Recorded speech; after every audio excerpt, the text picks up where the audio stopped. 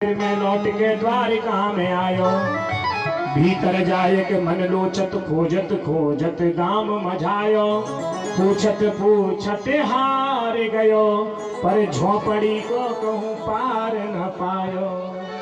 सुदामा मंदिर देख डरे, सुदामा मंदिर देख डरे, मंदिर देखी डरे, हो मंदिर देखी डरे, सुदामा मंदिर देखी डरे, सुदामा मंदिर देख डरे।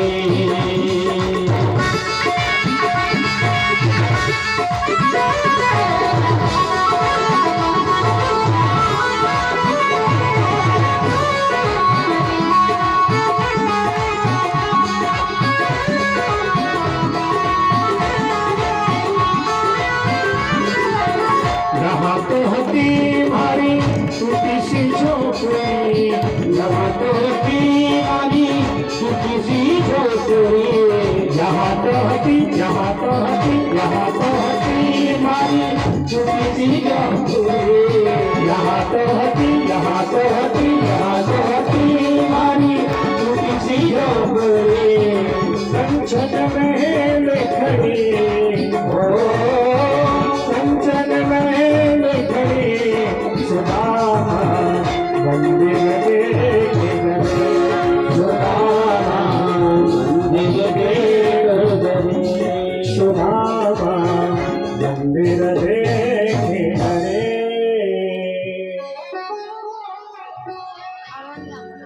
देखिए सिर्फ 5 मिनट और बोलेंगे, उसके बाद भगवान की आरती, क्योंकि गर्मी वास्तविक ही बहुत भीषण है। और मैं हमारे आचार्य जी महाराज से निवेदन करूंगा, जो संजीव कृष्ण जी हैं, बहुत ही अच्छा स्वभाव है। आप लोग सुबह उनकी वाणी वेद ध्वनि को सुनते ही होंगे, कितना स्पष्टीकरण से बोलते हैं। आप जैसे बहुत लोग हैं तो भैया लोग इनके भोजन आदि की व्यवस्था करें, और लेट भी हो जाएं तो आप परीक्षक जी के द्वारा अब अग्निवास करवा लेना। इनको अकेले को बिठा के तैयारी करवा के अग्निवास अब हो जाएगा, अच्छे मुहूर्त में अग्नि स्थापना हो जाएगी। तो ज़्यादा कीड़े वगैरह अगर आए तो सुबह 4 बजे से फिर हवन का कार्यक्रम रख देना, लेकिन अग्निवास अभी होना चाहिए क्योंकि मुहूर्त अभी का है, इसलिए। और शाम को बैठते बैठते अगर परेशान हो जाए या कीड़े वगैरह आने की दिक्कत हो तो फिर 4 बजे ब्रह्म मुहूर्त से करवा लेना, और अग्निवास की स्थापना अभी हो जाए। ऐसा जैसा भी क्रम हो कथा के बाद आप देख लेना, बस अच्छे काम में अच्छे मुहूर्त में अपना कार्य प्रारंभ हो जाए। और आज के प्रसाद की जो व्यवस्था है, ये थोड़ा ये बोल दूँ, हमारे क्षेत्र से आए।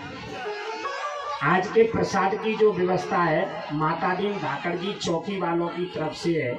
आप सभी लोगों के लिए जो भी प्रसाद की व्यवस्था है, माता दीन भैया के ऊपर, चौकी वालों के ऊपर भागवत जी की कृपा बनी रहे। और बाहर से पधारे हुए सभी महान भाव आरती के बाद में भंडारा प्रसादी पा करके जाए। भैया हाथ जोड़ के आप लोगों से निवेदन कर रहे हैं। हाँ, बहुत सज्जन है यजमान जी हमारे, वास्तव में 10-10 बज जाते हैं, अगर कोई बुलाने नहीं आता है या मंदिर पे तो भोजन करने ही नहीं जाते हैं गेट में। भगवान की बड़ी सुंदर विलक्षण लीला का प्रभाव। आरती के बाद बाहर से पधारे हुए महानुभाव भंडारा पाती जाएंगे, और 5 मिनट की कथा के बाद में एक विदाई समारोह गीत होगा, उसके बाद भगवान की आरती होगी। मैं अपनी सभी माताओं से निवेदन करूंगा, सुदामा जी के द्वारा लाए गए जो तंदुल हैं, भगवान कृष्ण से आप सभी लोग थोड़े थोड़े चावल भब्बड़ ना करके, अभी कोई नहीं लेगा, आरती के बाद में थोड़े थोड़े तंदुल का प्रसाद लेके अपने घर में जाएंगे। और जहाँ भी आप अपने घर की अष्ट लक्ष्मी सिद्ध लक्ष्मी को रखते हैं, वहाँ पे उनको रखें। भगवान सुदामा की तरह आपकी दरिद्रता को भी मिटाएं और दूर करें। भगवान ने कुरुक्षेत्र में जाकर के यज्ञ किया है। ठाकुर जी की कृपा, माँ देवकी के जो 6 बेटा थे उनको माँ देवकी को ला करके वापस दिया, जिनको कंस ने मार दिया था। देखो भैया, माँ देवकी ने कन्हैया से कहा, बेटा कन्हैया तू गुरु माता के पुत्र को जब लाके वापस दे सकता है, तो कंस ने तुम्हारे जन्म से पहले मेरे 6 बेटा मार दिए थे, उनको मुझको भी ला करके वापस दो। भगवान की बड़ी सुंदर लीला। परीक्षित जी महाराज ने सुखदेव जी महाप्रभु का पूजन किया है और परीक्षित जी अपने धाम वापस गए हैं। परीक्षित के पुत्र जनविजय ने कांच का बॉक्स बना करके और उस महल के अंदर चारों तरफ आग लगा करके परीक्षित को उसमें अंदर बिठा दिया, जिससे वो तक्षक नाम का सर्प पिताजी तक न आ पाए। भगवान की बड़ी सुंदर लीला का प्रभाव, तक्षक नाम का सर्प पुष्प में जाकर के विराजमान हो गया। श्री कश्यप जी महाराज ने उन्हीं पुष्पों को तोड़ा और कश्यप जी महाराज उन्हीं पुष्पों को तोड़ने के तत्पश्चात जनविजय से कहा, मेरे ये पुष्प वहां तक पहुंचा दीजिए। परीक्षक ने अपनी नासिका के द्वारा उन पुष्पों का आनंदित किया और नासिका में तक्षक सर्प ने दंत भेद कर दिया है। अच्छा, परीक्षित का भागवत की कथा को सुनने पर पूरा शरीर वज्र के समान हो गया था, लेकिन नासिका सिर्फ कच्ची क्यों बची थी?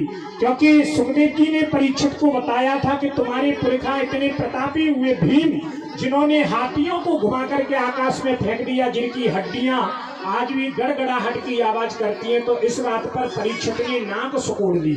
ऐसा नहीं हो सकता, इसलिए परीक्षित की जो नासिका है वो कच्ची बच गई। मैं निवेदन करूंगा, कृष्ण कथा सुंदर कर तारी और संशय विहग उड़ावन हारी। राम कथा भैया आज सुखदेव जी महाप्रभु परीक्षित से विदा ले रहे हैं। मैं भी भागवत भगवान और दानी बाबा माँ बहरारे वाली से ये प्रार्थना करूंगा कि जिन यजमान परिवार ने जिस भावना से भागवत की कथा को कराया है और जिन भक्तों ने, हमारी माताओं ने इतनी भीषण गर्मी में बैठ करके, जहां पर वास्तविक श्वास लेने में भी दिक्कत आ रही है, ऐसे भीषण गर्मी में बैठ करके भागवत की कथा को सुना है। भागवत भगवान कल्प वृक्ष हैं। मैं भागवत भगवान से प्रार्थना करूंगा, सर्वे भवन्तु सुखिनः, सर्वे सन्तु निरामया, सर्वे भद्राणि पश्यन्तु मा कश्चित् दुःख भाग् भवेत्। भागवत भगवान आप सभी लोगों की मनोकामनाएं, कथा कराने वाले और कथा को श्रवण करने वाले सभी भक्तों की मनोकामना को 1 वर्ष के अंदर पूरा कर देंगे। जैसे भागवत भगवान 1 महीने के अंदर ही पुनः समय लेकर के आए हैं, मैं भागवत जी से प्रार्थना करूंगा धामनी ग्रामवासियों के ऊपर हमेशा कृपा बनाए रहें और भगवती लक्ष्मी मैया खूब धन की वर्षा करें और सब लोग पुनः ऐसी ही सम्मति बना करके पुनः भागवत का आयोजन करा के हमारे बाल गोपाल और ग्रामवासियों को सनातन संस्कृति से जोड़ने का काम करें। आप चिंता मत करो, जैसे हम 1 महीने में अब लौट करके आए हैं, बहुत जल्दी समय आएगा और धामनी में फिर भागवत की कथा होगी, ये हमारा आपको वचन है। आप चिंता मत कीजिए। अब भागवत की कथा कौन कराएगा जी नहीं बताएंगे, वो कराएगा तो वही जिसके ऊपर बिहारी जी दोनों हाथ रख देंगे। हाँ, वो तो अपने आप तैयार कर लेंगे, उसकी आप चिंता मत करना। हाँ, 1-2 नहीं, कई कथाएं होंगी, आप देखिए, क्योंकि माँ लक्ष्मी जी से मैं रोजाना एक माला फेरता हूँ कि धामनी के ऊपर आप वर्षा करो।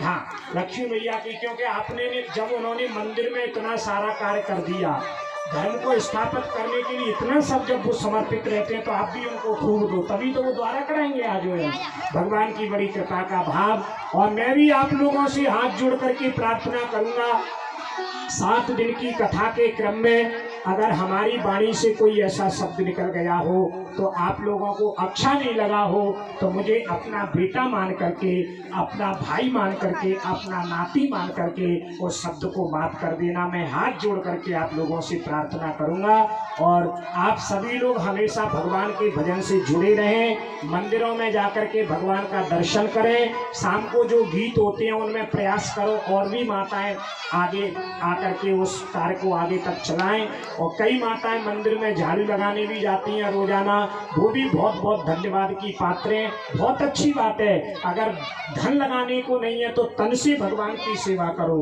तब भी आपका कल्याण होगा। गीत आनंद अपने परिवार, बच्चों को और थोड़ा सा बच्चों की पढ़ाइयों पर, ये सब चीज़ों पर विशेष ध्यान दो। और हमने कई क्रियाएं कथा के माध्यम से आपको बताई हैं, उनको अगर आप जीवन में उतारते हैं तो संसार में ऐसी कोई चीज़ नहीं है जिसे आप प्राप्त ना कर पाए, क्योंकि सकल पदार्थ है जग माई, कर्महीन नर पावत नाही। कर्म अच्छा हो जाएगा, सारी चीज़ें अपने आप स्वतः ही हमें प्राप्त होंगी। मैं हमारे आदरणीय दादाजी और उनके छोटे भैया और उनके समस्त भाइयों के लिए, परिवार के लिए बहुत बहुत साधुवाद दूंगा और सभी ग्रामवासियों के लिए बहुत बहुत शुभकामनाएं और आशीर्वाद। वास्तविक दादाजी का भाव था, जिस दिन मुहूर्त बनाया था सभी गांव वालों की इच्छाएं आप ही आए तो बड़ी अच्छी बात है। और वास्तविक